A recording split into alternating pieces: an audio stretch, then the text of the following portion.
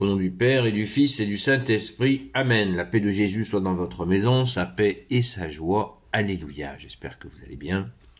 Nous lisons le Saint-Évangile selon Saint Luc, chapitre 16, versets 19 à 31. Que ta parole, ô Jésus, rentre dans mon esprit, que ma bouche proclame ta parole et que mon cœur l'accueille. Amen. Lazare et le riche. Lazare et le riche. Il y avait un homme riche qui s'habillait de pourpre et de lin fin et mangeait royalement tous les jours. Un pauvre du nom de Lazare, tout couvert d'ulcères, était allongé à côté de sa porte. Il aurait bien voulu se nourrir de ce qui tombait de la table du riche, mais même les chiens venaient lécher ses ulcères. Or le pauvre mourut et les anges l'emportèrent jusque dans le repli du manteau d'Abraham. Le riche aussi mourut et il y eut un enterrement.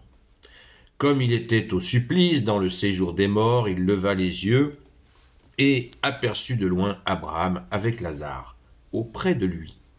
Alors il se mit à crier « Père Abraham, aie pitié de moi, envoie-moi Lazare, qu'il trempe dans l'eau le bout de son doigt et qu'il vienne me rafraîchir la langue, car je suis au supplice dans cette flamme. » Abraham répondit « Mon enfant, souviens-toi que pendant ta vie, tu as reçu toutes les bonnes choses, et Lazare, bien des maux.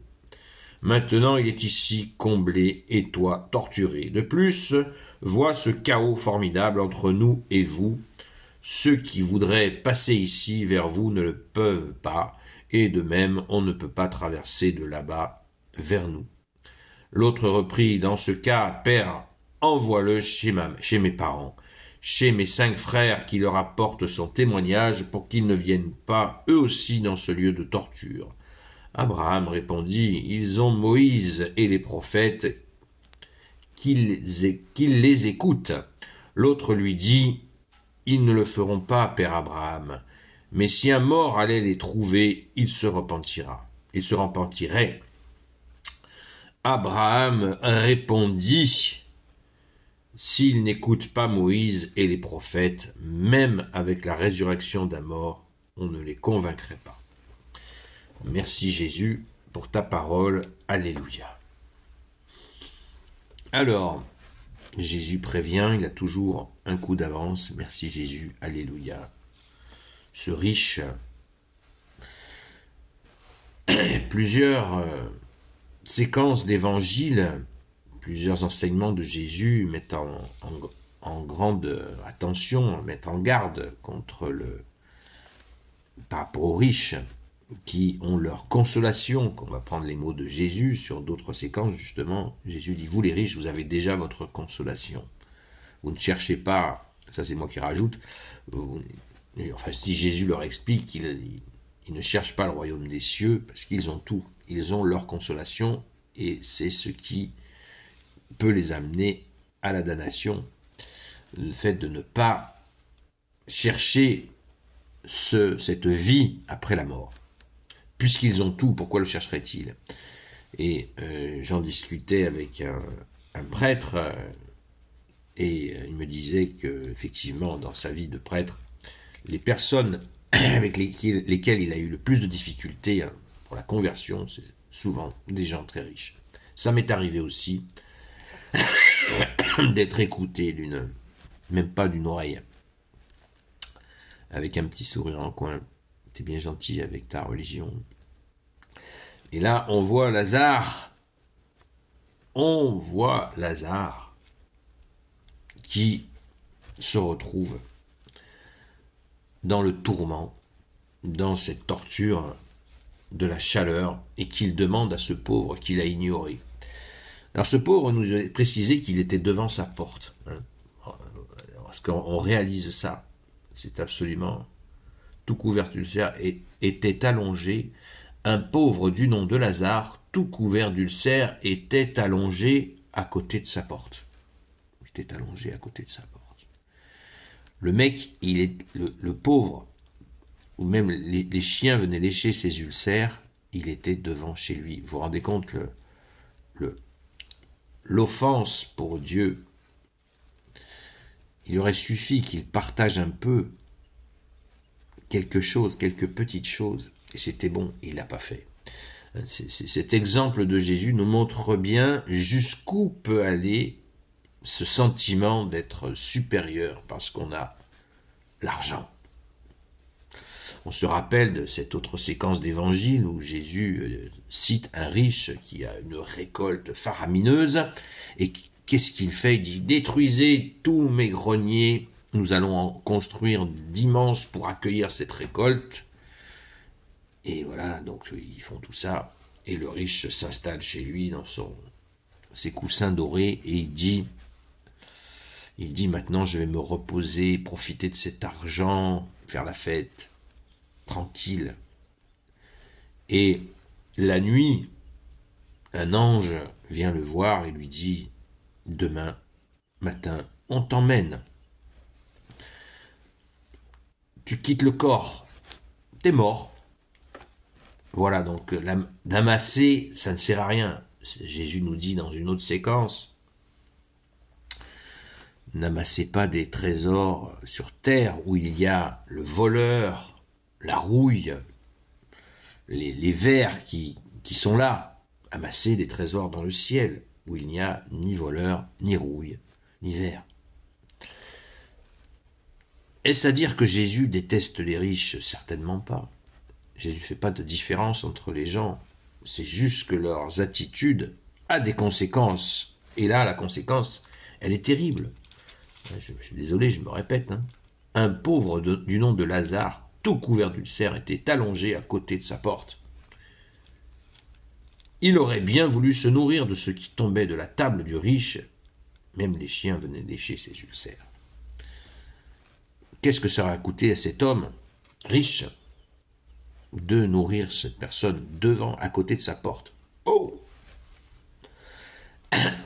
Alors, dans ce lieu, maintenant nous venons à cette souffrance, il crie, et dans cette souffrance, au secours, pour pouvoir être soulagé de cette chaleur, il demande à Lazare, pas gonflé quand même, il demande à Lazare de venir le soulager. L'a-t-il soulagé lui-même? Que nenni. Et non. Et pourtant, il ose demander ça. Il ose le demander à Abraham. Et là, il pense, pour une fois, il pense plus à lui, il pense à sa famille. Il demande à Abraham d'intervenir pour que les gens de sa famille n'aillent pas là. Et pourtant, Abraham dit non, ça ne marchera pas. Vous n'avez pas écouté les prophètes. Donc, tout ce déroulé que nous fait Jésus, c'est pour nous montrer les avertissements. Dieu ne cesse, c'est le même sens des 7 trompettes de l'Apocalypse. Les 7 trompettes de l'Apocalypse, c'est pas pour faire joli, c'est pour prévenir les hommes que le jugement dernier arrive et qu'il va falloir rendre compte de ce que l'on a fait sur cette terre.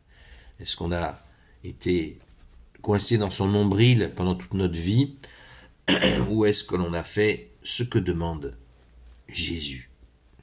2 commandements supérieurs: tu aimeras ton Dieu, ton Seigneur, ton Dieu, de toute ton intelligence, de toutes tes forces, de toute ta volonté.